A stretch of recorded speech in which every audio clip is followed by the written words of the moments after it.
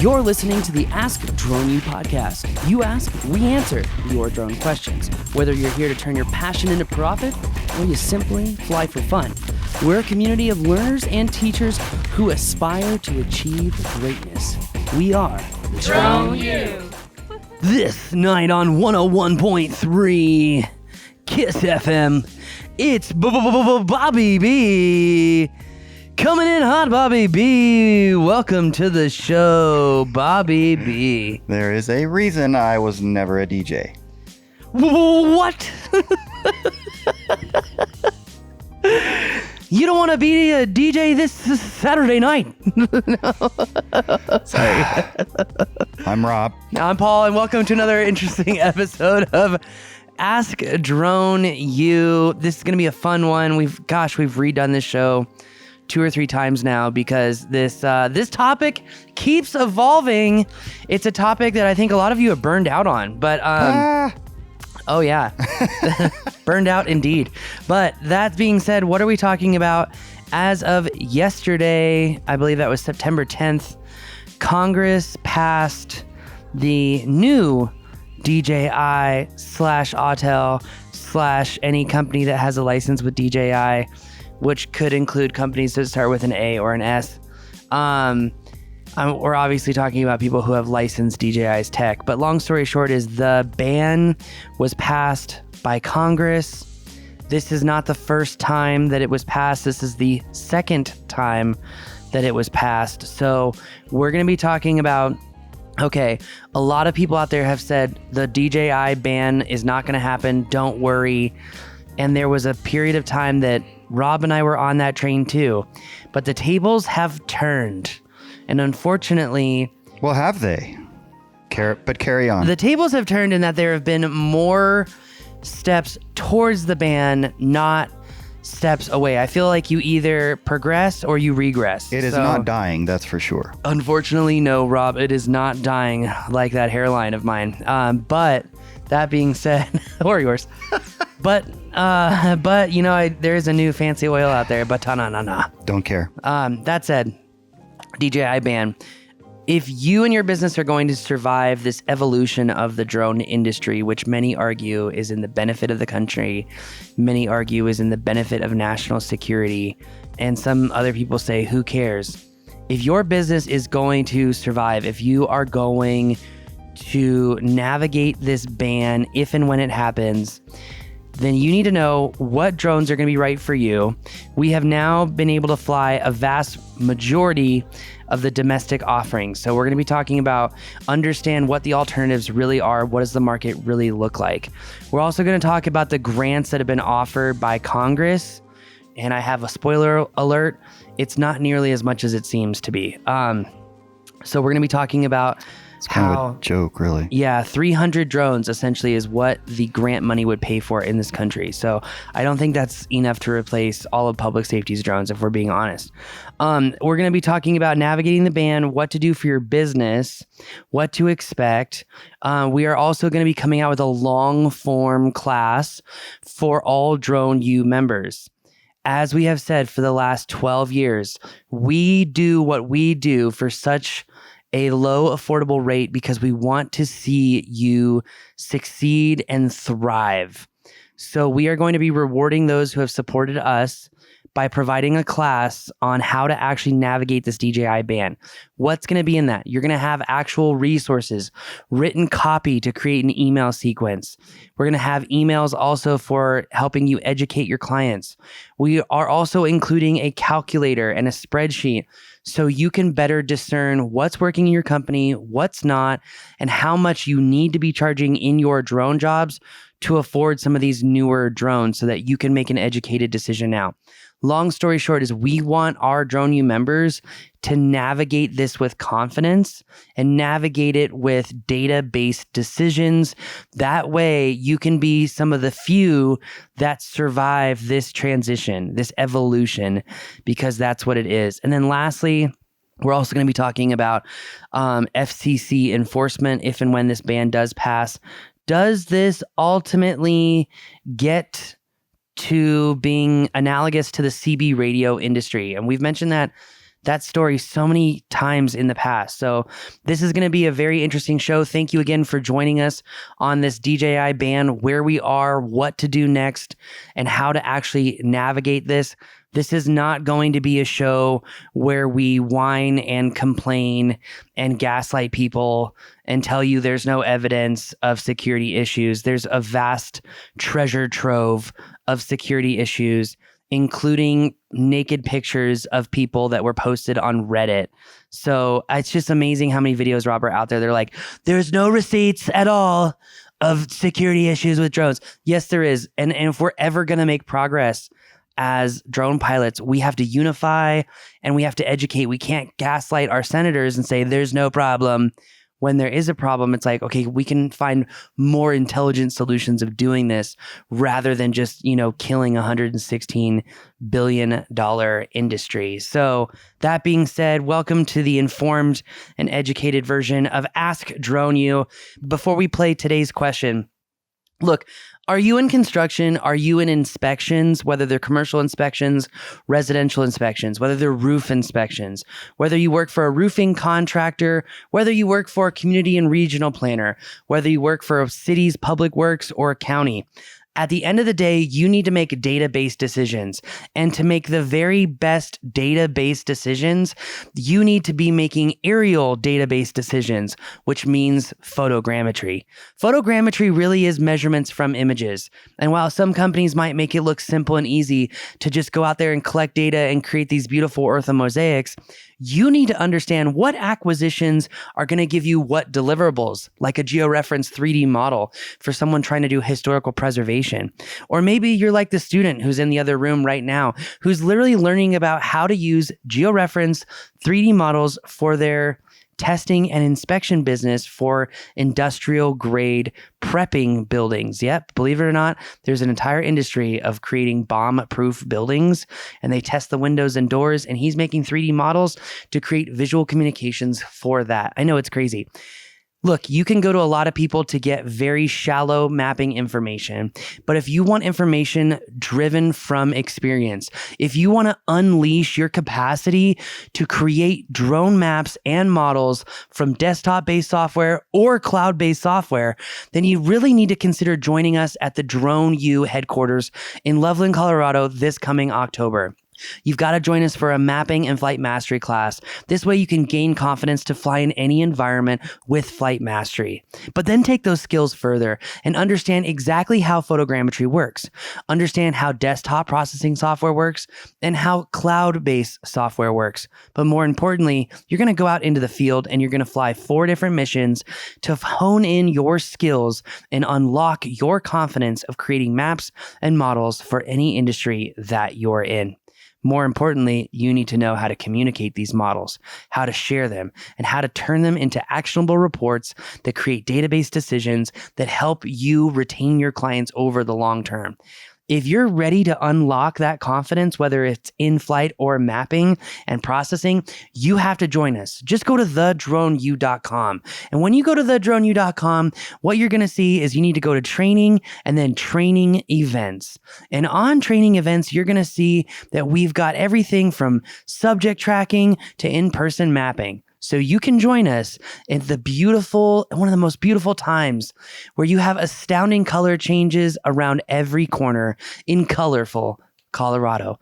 Join us October 7th here in Loveland, Colorado. And yes, it's still only 1 hour from the airport, which means it's just as close as downtown Denver. I'll see you there so that you can unleash and unlock your confidence in flight.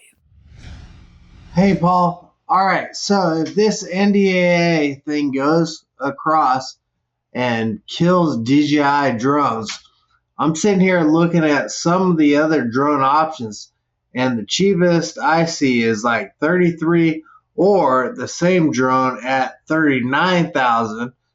That is NDAA and Blue. What's the difference between the Blue NDAA approved and the Essential Kit on that? And why is that price difference so drastic? Because honestly, I'm going to go out of business at this point. Oh man, Ryan, there's a lot of folks that are feeling your pain, the pain that you just described in that question, and we We're here to help. There are, I would say, not necessarily easy answers, not necessarily the answers that any of us want to hear, but we can speak. I think maybe there's so much to get into in this podcast, which we're going to try to do. But one thing, he's clearly talking about the free fly, right? So we know that. So maybe we can answer that specific question just quickly in terms of their essentials versus the blue, which would really apply to any of these, what makes them blue. But then we also just want to say up front that the actual ban has not happened yet. We're recording this on September 11th, 2024. As of September 9th, the Congress did pass the most recent version of the NDAA, I guess is how you'd say it, with the amendments added by a couple of people. Rick Scott from Florida, is that right? Being one of them, which makes some things pretty clear, and we'll talk about those things. But, Paul and I have been talking a lot about this. How do we help you all navigate this and at least prepare for what seems to be likely to happen, but it hasn't happened yet, and we don't know the final form that it will take. So we have to keep those points in mind as we talk about this as sort of a foundational piece of the puzzle, but we will still, I think, approach this as if it will happen. Is that a fair way to assess this? I think that we are doing that just so that it's better to be prepared and understand how to pivot rather than be scared and hopeful. And then if things don't go the way that we want them to go, it's just better to be prepared to be able to ensure that we can move forward quickly. Yeah, we've all heard the saying, and it is apropos here, hope is not a strategy. And we fear that because of a lot of other folks and the things that they're saying, that we might be relying a bit on hope as our strategy. So let's not do that. Let's get real. And this is something we've been working on for a long time with Paul's leadership in terms of relationships with drone manufacturers. As y'all know, anybody that's been listening to us for a while, y'all know how much we use, train on, appreciate, love, and even DJI products. So let's just get past that right now. We are certainly on board with figuring out a way. Obviously, this should go without saying, but it doesn't, unfortunately, with figuring out a way to keep DJI in our, American market. But that being said, what are we going to do? Okay, well, that being said, let's go through this to specifically answer this guy's question. What is the difference between those two models of the Astro Prime? The Astro Prime is the free fly drone. Of the 5 drones that we are going to cover for alternatives today to DJI, it is one of the drones because we believe it's the true platform that's also portable, that can give you multiple camera payloads and the best therein, and it flies the most naturally and what people are kind of used to with, let's call it, the DJI feel. That being said, to answer that specific question, the big difference between the NDAA Blue version and the non-Blue version is the radio. So Doodle Labs is the company that creates these encrypted radios, and these radios essentially ensure that critical data cannot be taken from it. These Doodle Labs radios also work astronomically better than some of the older NDAA-approved solutions like the HearLink radios. Those HearLink radios really don't work past about 1,500 feet. I mean, they will in some unique instances and whatnot. Perfect conditions, for and example. If you're sitting at the top of the hill, like, Exactly, So that being said, what is NDAA and Blue? Well, for many of you, you know that NDAA-approved drones, the National Defense Authorization Act essentially laid out qualifications to create a quote-unquote blue list of drones that are approved by the U.S. government to be operated around critical infrastructure and anything that is government-related, including government contracting. Now, that said, just last month, the DIU, which is the Defense Innovation Unit in charge of the Blue SUAS list, which has been wrought with problems, funding issues, updating these drones. Last month, they gave every company who had a drone model, remember, the Blue list is not for drone companies, but rather individual models, okay? They gave every drone company that had a drone model on that list 1 week to resubmit and get back on that Blue list because essentially they're trying to thin out the herd. because this DJI ban that just passed Congress 2 days ago, this is not, as I said in the intro, this is not just a DJI ban. This is now an Autel ban, an Anzu, a Spectra ban. Like, this is not just DJI. This is going to have a much larger, wide-reaching impact on the market as a whole, which I think is important to discuss. And I think it's important to discuss because ultimately today in the show, we want to help you understand where this DJI ban has come from, where it's going, what could happen. So let's start with what could happen right now.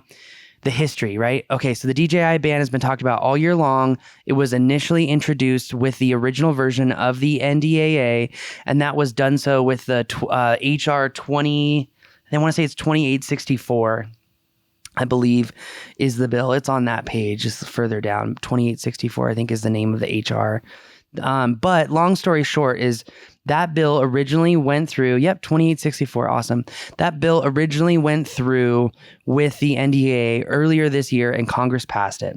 Congress then sent the NDAA to the Senate. The Senate kicked the NDAA back to Congress and it did not have the HR 2864 countering CCP drones ban on it, okay? But then Rick Scott and another Democratic senator actually put out a new bill that would put DJI on the covered entity list by the FCC. Now, the second time that we filmed this show, we thought that by doing this, this would inhibit all DJI drones, current and future ones, from being flown in the United States. That is not the case. The way that this language is written now in the second bill that's passed Congress to be a part of the NDAA simply states that 6 months after the bill was passed, what you will find is that any future DJI drones are essentially not going to be allowed to operate on the American infrastructure or get the Part 15 FCC licenses that they need to sell these products. So what does that mean? You can still fly and operate your existing DJI drones. If this bill makes it to the Senate and the Senate passes the NDAA with this attached amendment to it, then that means, again, there's going to be a huge, I think, uptick in buying as much DJI stuff as you can until the actual FCC covered list ban comes into place or gets into place, because I could see a frenzy for going out and getting equipment while you can. Yeah, particularly if the timeline is relatively short, which it seems as though, at least based on the Mike Warren, Rick Scott amendment. Did I get that right, Mike Warren? Anyways, I think I did. At least in terms of their particular amendment, which only gives 6 months from the point that this is passed, if it's passed. Yeah, and you know, a commonly overlooked thing that I think showcases, because you said very carefully at the beginning of the show, this ban is not in place yet. It originally passed Congress, went to the Senate, and then 2 senators gave this amendment to Congress to pass with the NDAA, which they did pass. There's something very crucial at the top of this document. Notice that it says to amend the Senate and Trusted Communications Network. Secure and Trusted Communications Network. Let's see. No, the line is all about how this is from the Senate and the House of Representatives. Like there it is. Be it enacted by the Senate and House of Representatives of the United States of America in Congress assembled. So the reason that I think that this is really important, because I was talking to Trent about this yesterday, our good friend at Cleartopia. I said, you got to pay attention to that language, because normally a congressman or congressma'am will write one of these bills and it's an amendment to a larger bill, right? So this would be an amendment to the NDAA, but it typically only represents one house that's governing, meaning the House of Representatives, i.e. Congress, or the Senate. Notice that new amendment includes both. I'm not sure. I just want to make sure we get this factually right. Number one, this is Stephanic Act. It has the same thing. Isn't it just saying that in order for this act to ultimately be passed, it must be enacted by Senate and House of Representatives. Well, that is true. That is absolutely true. I think we'd have to go look at more acts, more amendments. I think that might not be as big a deal. The point is, it's got to make it through everything. That's the point. And the point is, it's not there yet. And the point is, 6 months after it does make it to that point, you will no longer be able to buy DJI products. That is the issue. And, Rob, something that I thought you brought up in pre-show, this particular recording, was the evolution of the industry as a whole, or the evolution as a market. And I think a lot of people get caught up emotionally in this issue. Mm-hmm. Which, as we saw with debates last night, it's never good to get caught up in the emotion. I can say that firsthand. I've made that mistake so many times. But that being said, it's important to not get caught up in the emotion of the evolution of this industry. What are you seeing here? What do you want to get across as far as the evolution of this industry? Yeah, it's just as we've been talking about all of this, and we talk about, concepts like hope is not a strategy. And we think about, goodness, Ryan in his question said, I'm going to go out of business. And I think that's a reality. There are probably a lot of people that would see that as their sort of short-term conclusion, which is an unfortunate byproduct of this if it does go through. I think one thing that I'm trying to think about is what is the long-term effects? I mean, obviously, in terms of how it impacts our business. And so we try to think broader and how we can bring the most value to our constituents, our customers, based on the environment that it currently exists as, plus what it's going to become. So I think what we have been thinking about is that the industry as a whole, the drone industry as a whole, I think it's fair to use the term ubiquitous, that it's become a paradigm in which drones, they effectively can't go away, right? They are bringing too much value to our world, to society. I guess some of the value they're bringing is nefarious, and so we don't like that. But the point is, the kamikaze. That's one context of that nefarious use. Yeah, there are so many valuable, beneficial uses of drones that, regardless of what happens with DJI, will still be necessitated, and so. The point being, it will get figured out. It might be painful.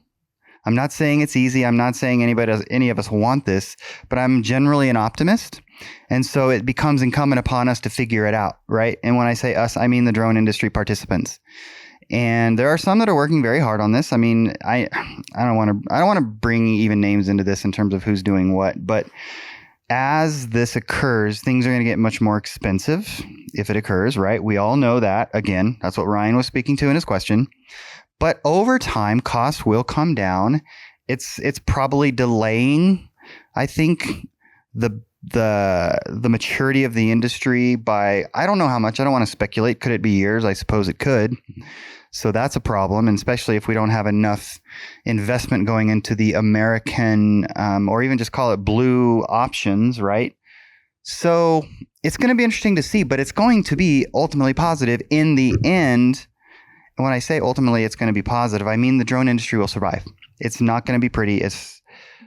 I don't want to even try to use analogies or metaphors because I'll get in trouble. But I've kind of rambled. Does that make sense? Like, I think we can remain positive. There's going to be some chop, but at the end of the day, the drone industry will survive, and it will. Of course it will continue to grow. Of course it will. Yeah, but there might be like a lull in the meantime. Is kind of like what I think I'm hearing. So I think there will be a lull, and yeah, it'll be painful for some people, and I think that people are going to have to be really cautious as to who they pay attention to and learn from, frankly. And I don't want to get too much into that in this particular episode. Well, it's almost like the stock market in 2020. I mean, in the beginning of 2020, the stock market was up to all-time highs. March of 2020, it hit an extreme low that hadn't been seen in years. And then by the end of 2020, it had already surpassed the previous high from the beginning of the year. Yeah. I think part of that, even that concept of evolution, suggests that we don't know where it's going to go. We certainly saw this coming a couple of years ago, I think, if not more, with the talk about this being an issue from DJI drones. but you still hoped against it. Didn't know that it would actually happen, and maybe it still won't, although it seems like it will. Mm-hmm. And so evolution, there's a lot of unknowns within that concept, that paradigm of evolution. And so that's what we're dealing with. But I think we can expect that in the end, the drone industry is going to survive and thrive because it has to. Society relies on them now. This is true. I don't know if drone delivery will survive. That'll be honestly interesting. That's a whole different subject, especially in America. Yeah, 100%. I mean, probably will survive elsewhere around the world. Well, so you just brought up a really important point. I just want to touch on. It won't survive in America. I think it's such it's so apropos for the regulatory world, the regulatory environment for drones, and just how limited it is here, and how we've made massive technological leaps and bounds in places like Africa, right, with drone delivery. You look at Zipline versus someone like Drone Up, it's not comparable, the progress that one company has made relative to another one. And I think we won't really truly see, mark my words, here's a drone industry prediction, that the true drone delivery hypergrowth will be when we have a drone delivery network, almost like an Uber of drone delivery or an Insta flying cart. It will not be relative to one particular brand offering drone delivery, i.e. Walmart, i.e. Amazon. It will be a network, almost like a United like Drone a FedEx. Lines. Yes. The FedEx of drones. That's exactly right. Yep. Yeah, so, I don't know. The thing about, so we don't want to go down this rabbit trail, but it's really interesting to think about and talk about. The thing about, like, say, FedEx is they take trucks out, and their trucks are carrying how many? 100, 1,000 packages at once? Mm-hmm. A drone's carrying one package? I don't understand the efficiency of this, but maybe someone could explain it to me. When it comes to last mile delivery, there's not an efficiency to this. I mean, and we should not go down this rabbit hole much further, but UPS had developed a system where the drone would take off out of the UPS truck so that multiple drones could take off, go back to the truck, take off. But that really only works in more suburban and rural environments, in all honesty. But anyway. Well, just the guy hopping out of the truck, running it up to the porch is way faster than the drone doing it. Way as of faster. Right now, that is for sure. I don't think that would ever change. Well, I think you're using FPV drones to deliver. Pew! Drop. Pew! Gosh, could you imagine? I mean, the guy just hops out of the truck, runs up. We've seen how fast they are because they're always in a hurry. They have quotas. Anyways, we're going down the rabbit trail. Yeah, it makes me think of Ready Player One and the factories of people that would be essentially controlling robots, like having a room full of kids with FPV goggles delivering packages. Like, anyway. Well, okay, so we want to talk about navigating this ban. We want to talk about the analogy to the CB radio industry. And that's a really brief part of the conversation. It really is, in all honesty. So long story short is what's going on right now with this FCC ban is very analogous to what happened with CB radios in the late 70s.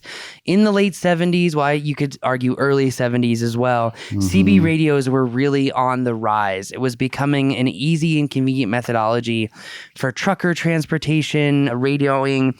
You know, it was kind of started in law enforcement and public safety, and then CB radios are used by all sorts of businesses, quarries. Look at even wedding venues. They use some sort of radio, which is based off of the same kind of regulatory adoption as CB radios. But long story short is they tried to really inhibit CB radio growth by forcing everyone to register their CB radios and really trying to hunker down on the industry as a whole. And it really failed because people just didn't care. They didn't care to register them. They didn't register them. People kept buying CB radio parts. They were making antennas. They were amplifying the power beyond what the FCC was saying that you could do. And I don't really know what the FCC enforcement was like. All I know is that the practical reality of the situation decades later is that it ultimately didn't matter.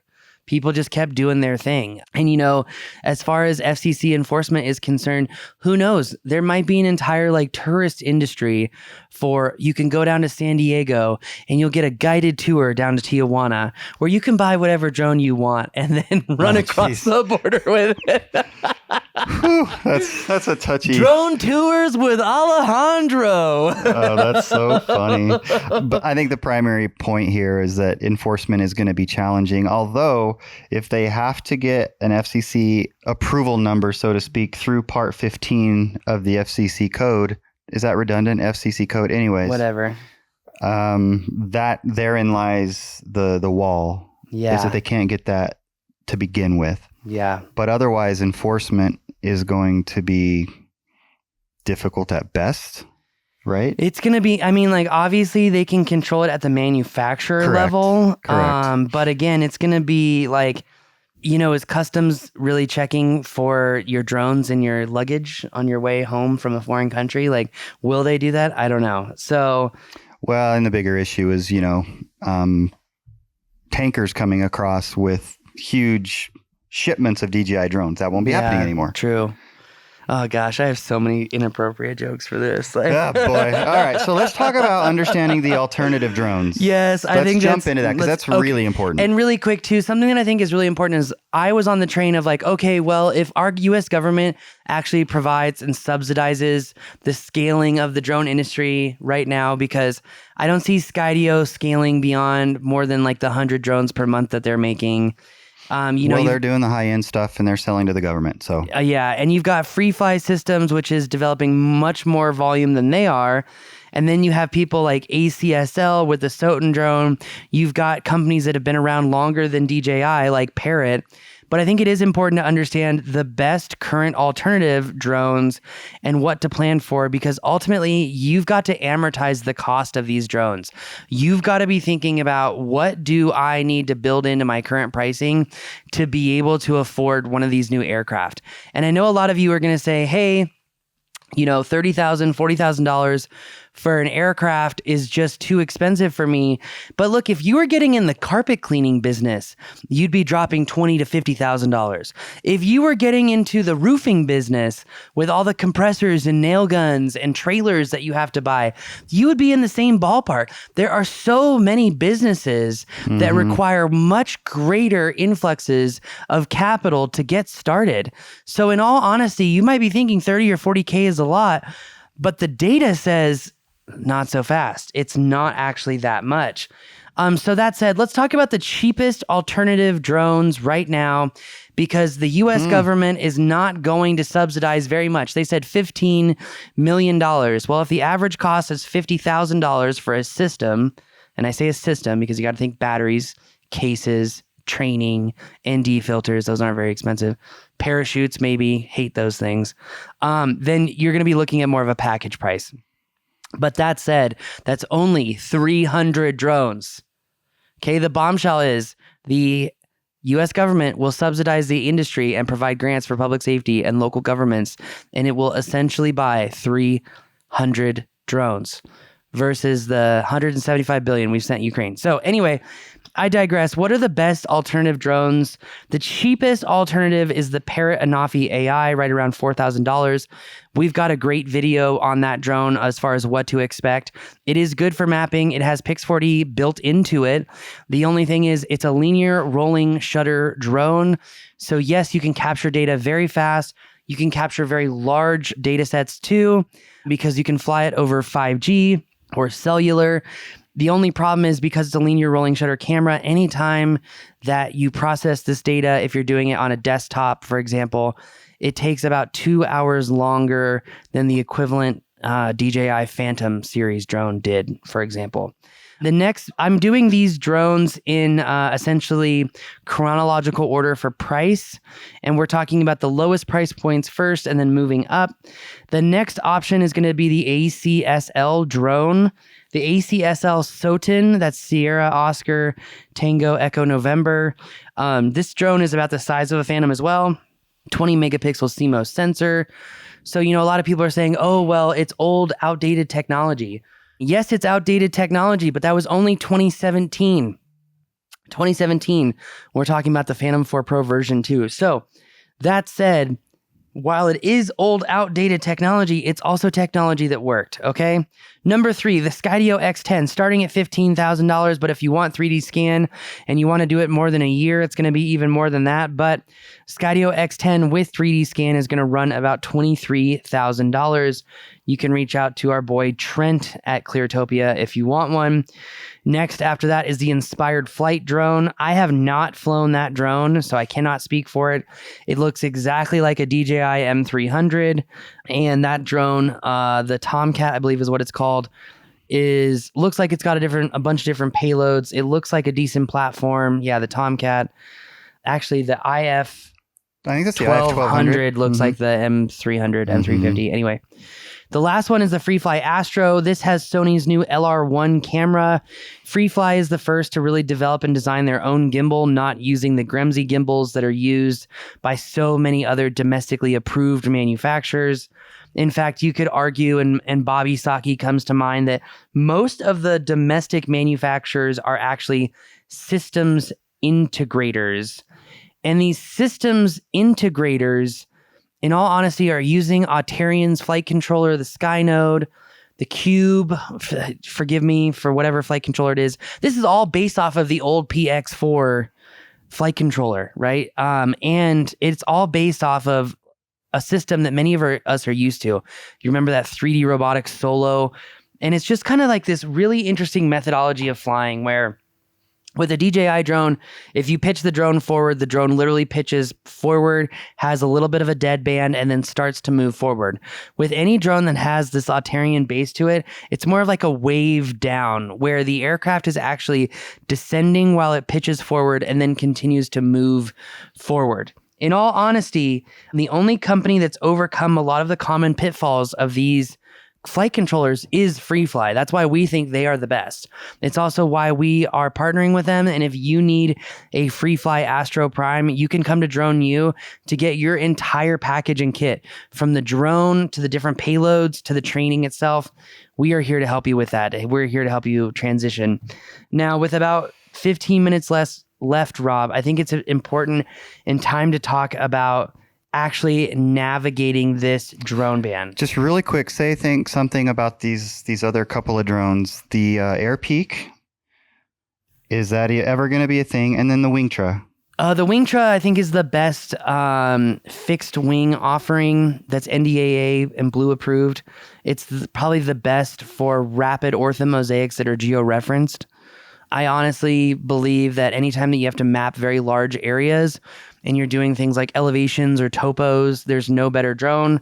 Not a fan of the oblique nature of that drone, but honestly, it is probably one of the coolest drones to watch take off and land.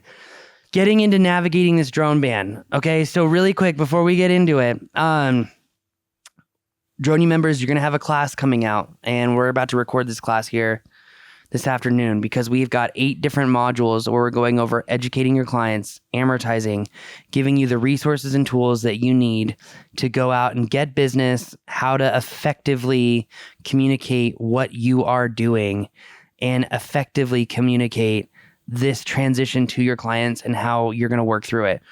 But when we talk about navigating the drone ban, Rob, educating your clients, from automating emails of like changing up your newsletter to an automated email sequence to taking your clients out to lunch or coffee, what are we talking about as far as, or how would you go about as far as educating your clients on, hey, there is a DJI drone ban? How would you educate your clients? Because in one of the renditions that we did of the show, you mentioned that there was something that you would absolutely not do. Do you remember that? I think it was basically fear-mongering. Yeah. Right. I think, number one, I wouldn't say there is a DJI drone ban until there is a DJI drone ban. Like if I'm trying to educate them at this point, it's too early. I'm going to suggest, I don't know that it's too early to stop. In fact, I don't think it's too early to start letting your customers know that this is coming down the pike, but I think it's just relational. I think like with any relationship with a customer, be it, via newsletters, if you send a newsletter out to your customers, or if there are better customers that you do have more of a regular rapport with via lunch or any other meeting like that over a meal or otherwise, golf, that's probably a place where a lot of people spend time with customers.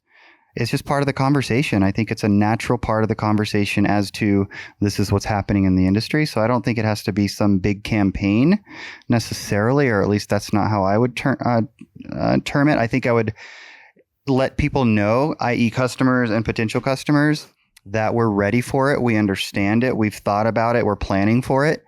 Maybe even let them know, look, you probably should in time expect for some higher prices. It's going to be the best in terms of the lowest increase in prices for you if you stick with us because of the systems that we already have in place relative to the work that we do for you. There's not going to be a ramp up period. So there's those efficiencies that are already built in. So I would probably emphasize that in terms of keeping customers. I think most of us know that have had businesses for a while. The most expensive thing is to get a customer. It's a lot cheaper to keep them. Yeah. To service a customer that you have existing is way, way less expensive than getting a new one, right? So I would probably just talk about it in those ways and approach it in those ways, but not overcomplicate it. And not fearmonger, meaning like Definitely if not you fearmonger. don't Correct. use us and you use someone with a DJI drone, this will happen to you. You're going to die. Yeah. I don't. But you could certainly let people know that, look, at some point here in the near future, well, it's actually a really interesting question. I think part of what has to be communicated is that we have a lot of DJI product that we're going to be able to continue to use into the future indefinitely. So don't worry about that. But we're also thinking about what would replace those drones down the road. So hopefully you're well equipped with drones prior to the ban, like we talked about early in the show, and the frenzy of buying them. This is partly why. But I wonder, is it really based on kind of the way this looks like it's going to be rolling out? If somebody's using a DJI drone, that means it's a legal one because it was sold in America prior to the ban, at least theoretically, based on what we know now. So I don't know that there's really anything to talk about there other than you better have enough DJI drones to last you a bit. Well, we just bought another one. Mm-hmm. We just got a backup to our Mavic 3 Enterprise. Yeah, people email, call, whatever, and ask us, should I still buy the Mavic 3 Enterprise that, is clearly the best drone for X, Y, and Z? And my answer is we did. Yeah, and it's funny Anybody because else have one you want to sell? if you remember, talking with Randall Warness from Anzu, which is now unfortunately included in the DJI ban, he was expecting to have a 5-year life cycle for the drone that's literally a green version of a Mavic 3 Enterprise. So, I think that by having one, you could extend the need for amortization, which is honestly what I want to get into, Rob, because you did such an amazing job of creating this spreadsheet for drone pilots. And this is only available to Drone U members. It's going to be available in the class where we go into detail how to use this template for yourself to most importantly figure out where is the meat and potatoes of your revenue coming from, and then how does the pricing of those drone jobs need to increase or be able to support the amortization of purchasing a more expensive domestically approved drone. Because we've had this massive influx of inflation since 2020, and it makes me wonder how many drone pilots have, doubled or systematically increased the cost of their services to match inflation. And then how do they figure out how much they actually need to be charging for various drone jobs to be able to afford these more expensive drones? I'm not. So put that in the form of a different question. I'm not sure I understand. I'm just kind of going over the flow of what you've created with this sheet. It's one, understanding where your money's coming from. Two, understanding how much you need to actually be charging per job. Yeah. And then how much more you need to be charging per job to be able to afford some of these increased costs of drones. Yeah. It's really interesting because as part of working through this in preparation for sharing with you all, we had a conversation with one of our best favorite clients, whatever. And it was really eye-opening, how should I say this? The level that they do not go to track costs, et cetera, et cetera. It's it's well thought out. It's $1 billion company. So it's very well thought out, but they have not overcomplicated it. And so I think the point is, in as simple a form as possible, which is what I've tried to do with the spreadsheet that Paul's referring to, know what you make per job and what you cost per job, and then somehow build in the cost of the drones that you're going to need to accomplish those jobs. And there is ebb and flow to this analysis depending on things like, unfortunately, who it is, meaning the person with a family and 2 kids at home and a wife, maybe who doesn't work or whatever, it's a very different calculation in terms of what they need to make than the whatever, call it 24-year-old who lives by himself or with 3 roommates and needs a lot less to live. The reality is that is a factor in how one prices their work, right? So it's just figuring that out and understanding what you spend, whether it's traveling to a job, how far are you willing to go? But it's really thinking through what a job actually costs. It's sort of a form, many of you may not have heard this, of managerial accounting, we call it, or cost accounting, we call it. And it's simply put, understanding what it costs for you to deliver the service or product that you're delivering. You have to understand that.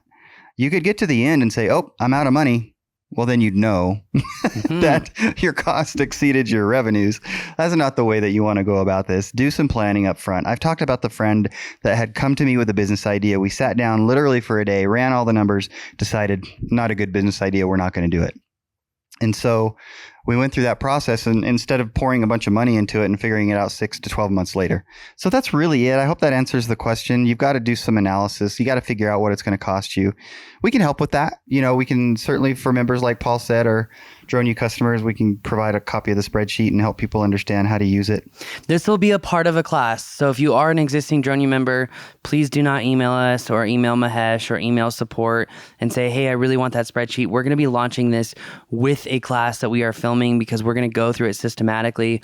We're going to lay out the plan of exactly what you should be doing in chronological order as far as your web presence, as far as your website, as far as your initial email to clients, as far as a nurture campaign, as far as actually doing the data analytics to discern and make a calculated and educated decision on moving forward. We want to give you the support of an experienced executive trying to navigate the pivot or evolution of any industry and how they would go about it. So long story short is that's what we're providing to you. We want to see you succeed. We've helped tens of thousands of pilots already succeed. We've probably helped about 3,000 to 5,000 be very successful. You know, I say very successful, meaning 6 figures or more. We want to keep that up. You know, we're known for teaching from experience. We're known for giving you the no BS, no holds barred. This is what you need to understand and know. And the depth, the detail. Yeah. That comes from experience. You know, when we say that we've got the largest library of online drone classes, it's not just the widest in breadth, but it's the deepest in depth. It's not just reading from a manual and like, oh, well, you should know this. No, it's about actually understanding what a battery test is, why you should do it every single flight, and how if you do it every single flight, you're not going to ever have to worry about your battery just dropping out of the sky, which happens to a lot of noobs on Instagram all the time. So, you know, it's you wanting to have that confidence and unlock the true power that's in you so that you control this drone like it's another appendage to your hand. Like, in all honesty, that's what we're known for here. That's what we want to do as far as navigating this ban. So if you are a Drone U member, this is going to be included until November 1st. After November 1st, it'll be sold separately as a part of our transition in November that we're already planning to do.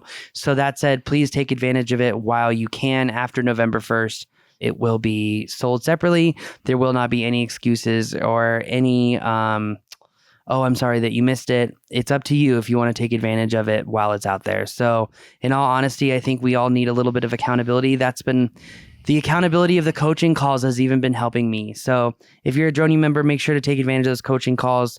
Check out the course while you can.